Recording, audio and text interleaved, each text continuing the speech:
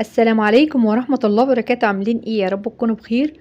النهاردة هنعمل الفينو في البيت، وهقولك بقى على طريقة سهلة جدا تخلي معاكي الفينو خفيف وما يكونش تقيل ومكتوم. بس يا ريت تتابعيني للآخر. الفينو اللهم بارك ما يتقارنش خالص باللي احنا بنشتريه من بره، طعمه بجد تحفة وكمان عطى لون تحفة. يا ريت بس تتابعي الخطوات للآخر علشان في خطوات مهمة. ويا ريت لو أول مرة تشرفيني يا ريت تدعميني باللايك واشتراك للقناة علشان يوصلك مني كل جديد. في الأول بقى بنسمي الله ونصلي على الرسول عليه أفضل الصلاة والسلام. أول حاجة كده أنا نزلت ب200 جرام مية، وهنزل عليهم ب200 جرام حليب، والحليب دافي والمية تكون دافية زي دمع العين. وبعد كده نزلت بالسكر 90 جرام، ومعلقة خميرة فورية كبيرة، يعني على الميزان 10 جرام. أنا ما ضفتش كده إلا السكر والخميرة والحليب. هنقلب لحد ما السكر يدوب، وبعد كده هنزل بمعلقة خل. فايدة الخل ان بتخلي اي معجنات خفيفة وطرية بعد السوا. ما تنسيش بقى تضيفي معلقة الخل. وبعد كده بضيف بقى الزيت في الاخر خالص، يعني انا الزيت ما بضيفوش مع الخميرة علشان بشوف الخميرة نشطة ولا لا. يعني لو لقينا فيه فقاعات واحنا بنقلب وكمان ريحة الخميرة ظهرت، يبقى كده الخميرة نشطة تقدري بقى تشتغلي بيها. بعد كده انا نزلت بكيلو دقيق ونخلاه في الاول، ومع الدقيق هنزل بنص معلقة من البيكنج باودر، وكمان رشة ملح. وما ننساش رشة الملح في اي معجنات علشان هي اللي بتظبط معانا اي معجنات. في اول العجين انا نزلت ب 400 جرام مية بس مع حليب. ونحتاجت بقى العجينة معايا مية، هنخلي المية جنبية وهنزل بالمية واحدة واحدة. عايزاكي بقى في اي معجنات تعجني العجينة يابسة في الاول، ونحتاجت معاكي مية تقدري بقى تطري فيها واحدة واحدة علشان ما تعجنيش العجينة طرية وتغلبك وانت بتعجنيها. وكمان لو ضفت دقيق تاني هتلاقي بقى المكونات كلها باظت خالص. فانا عايزاكي تمشي على نفس خطوات العجين علشان الفينو يبقى معاكي طري وما يكونش مكتوم. عجيني العجينة يابسة، وكل ما تحتاجي معاكي مية انزلي بمعلقة معلقة كده وتطري العجينة. هتتعبي بقى شوية في العجين بس النتيجة في الاخر هتطلع معاكي تحفة.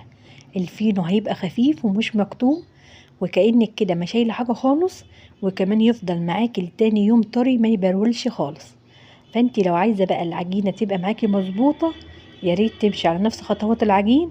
وكل بقى ما تحتاج معاكي العجينة مية هتنزلي واحدة واحدة وتظبطي العجينة.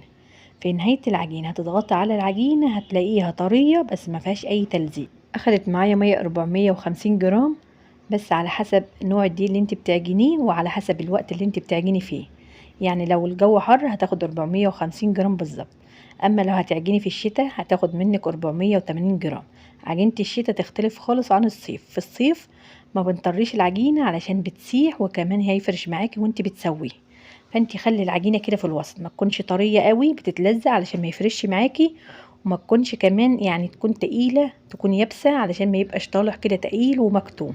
قطعت بقى العجينة كلها وعملت القطع قد الليمونة الوسط، وزنها عن ميزان 50 جرام، يعني عملت الكيلو 30 قطعة. هغطيهم بالكيس علشان ما يعملوش معايا طبقة ناشفة، وبعد كده هشتغل فيهم على طول. لو لقيتي فيه اي تلزيق مسحة زيت بسيطة خالص، ما تكتريش زيت علشان تعرفي تقفلي الفينو. العجينة ما شاء الله عجينة مظبوطة، يعني ما فيهاش تلزيق جامد، وعجينة يعني مش صعبة يعني مش يابسة، يعني نقدر نفردها بايدينا او بالنشابة. فردتها بقى على شكل طولي وخليت سمكها كده في الوسط، ما تكونش ريق قوي او تخين قوي. واحنا بنلف في عجينة الفينو ما نضغطش على اللفات علشان الفينو ما يبقاش مكتوم في الاخر ويبقى تقيل. ونيجي بقى لتقفيلة العجينة، نقفلها من على الاطراف الاول وبعد كده بنجيب الوسط. ولو لقينا العجينة ما تقفلتش بنعيد عليها تاني، بنلفها بقى على الصينية او على الرخامة، وبعد كده بنشيلها ونحطها في الصاج. الصاج بقى اللي انت بتسوي فيه او الصواني ما تمسحهاش اي مادة دهنية، الفينو بيسوي نفسه. وبنشيله وبنحطه على التقفيلة من تحت، ونقفل العجينة مظبوط علشان ما يفكش معانا واحنا بنسويه. اللهم صل وسلم وبارك على سيدنا محمد وعلى آل سيدنا محمد.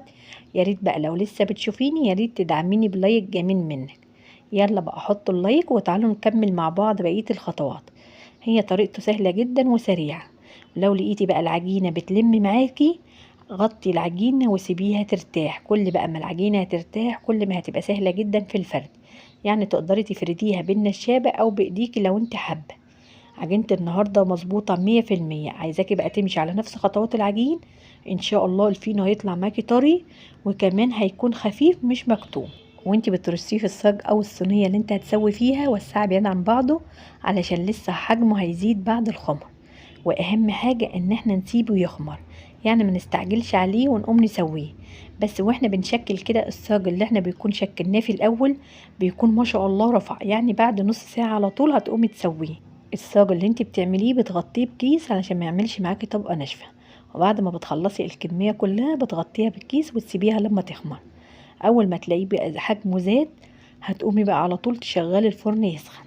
هياخد معاكي 10 دقايق تسخين.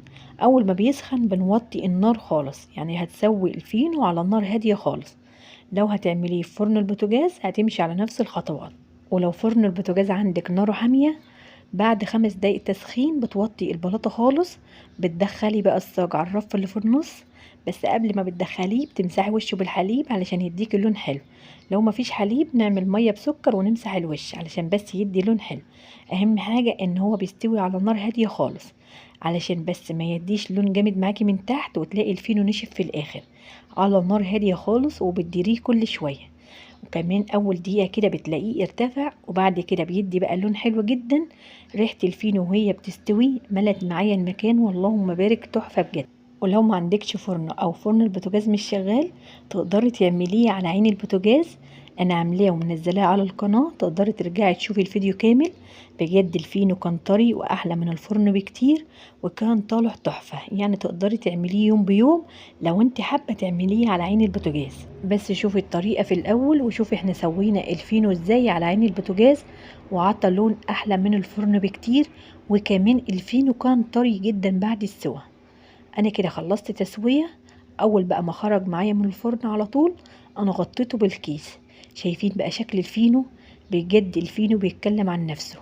الفينو طري ومش مكتوم، وكمان خفيف كأنك كده ما شايله حاجة خالص هوا. اهم حاجة التسوية تكون على نار هادية خالص. يعني كمان إن لو استوى عطى لون جامد معاكي من تحت، هتلاقي بقى الفينو في الاخر كده ناشف، وكمان هيبرول بعديها على طول. لازم بقى تجربي طريقة النهاردة وتشوفيه بنفسك. هيفضل معاكي من اول قطعة هتاخديها لحد اخر قطعة هيفضل معاكي طري. ومش هتشتري بقى الفينو تاني من بره، وهتعمليه في البيت بكل سهولة وبمكونات سهلة وبسيطة وموجودة في اي بيت. وكل الكمية اللي احنا عاملينها النهاردة دي من كيلو دقيق. عملت الكيلو 30 قطعة على حسب بقى ما انت عايزاه، يعني تقدري تعمليه 35 40 لو انت حابة. بس اهم حاجة الخطوات تكون معاكي مظبوطة علشان يطلع معاكي طري، ما يكونش ناشف ومجلد.